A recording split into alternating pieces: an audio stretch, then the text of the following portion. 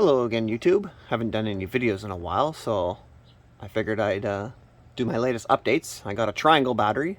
It's a 52 volt, 20 amp hour battery. Got it off Amazon.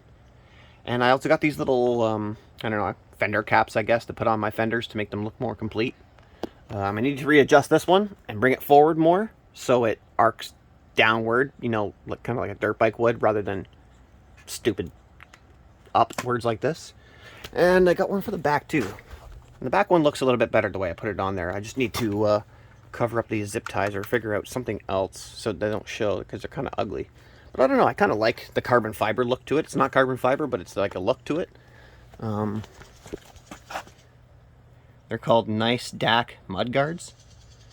I don't know, it's just kind of like when you're sitting on your bike and you can see the mud guard like that just sticking out a little bit more than your other black one that looks like it's, you know, wasn't fully complete, or it should be rounded at the edge. I like the rounded look, so I think that's pretty cool. They're actually designed as full-on mud guards for a bicycle, but they're supposed to go in between like your fork on a regular bike, but I was like, no, I'm not going to use that. I'm going to use these on top of the mud guards I already got just to complete the look. They're only like 14 bucks off of Amazon or something like that. You can get different colors: red, green, blue, orange, purple, whatever you want. Might get some mud guards for Sonic here. But yeah, as you can see, I don't like the front of the fender, how it just stops like that. It just feels and looks incomplete. Feels like it should go all the way like this one, all the way up to like here at least, but I like that look. So, just need to adjust that one and fix it, but that's pretty cool. Yeah. Looks pretty cool from behind too.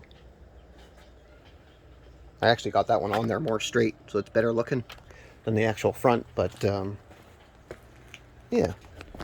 I'll also show too that I don't have a battery blender yet.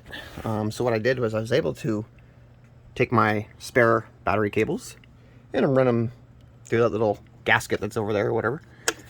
And so that way I don't have to squish them between the plate and here, because I don't like squishing my wires. As you can see, that's where the spare battery is connected to the charge controller. And that's my regular battery XT60 connector, just hiding up there, kind of waiting for when it gets plugged in again until I get my battery blender, or at least. But for now, I'm just going to plug them in one at a time and use them one at a time until it comes in. I think it's going to take like a month to come from the States. Yeah, I was actually really happy that and it's not very, like, it's got lots of wiggle room to it, so it's not, the cord's not stressed out at all. As you can see, it's not putting any pressure on the end connections here. It's fairly loose, which is good. It's very hard to do this with one hand, but yeah, it just goes right back up like that. And seal it, so I don't have my cords being pinched at all or stressed out, which is pretty cool. Another thing, which is pretty cool, if I can find it, where'd it go?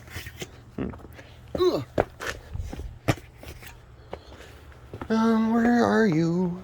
Where'd the tooth? Oh, aha. So this was a cool little thing that my girlfriend recommended.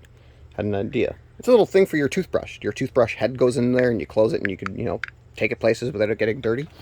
Well, at first I didn't think I could take this cord and plug it into there, so I had it up here, inside here, tied it with a zip tie, just exposed to the elements. And she recommended this, which was pretty cool because let's see if I can actually do this with Can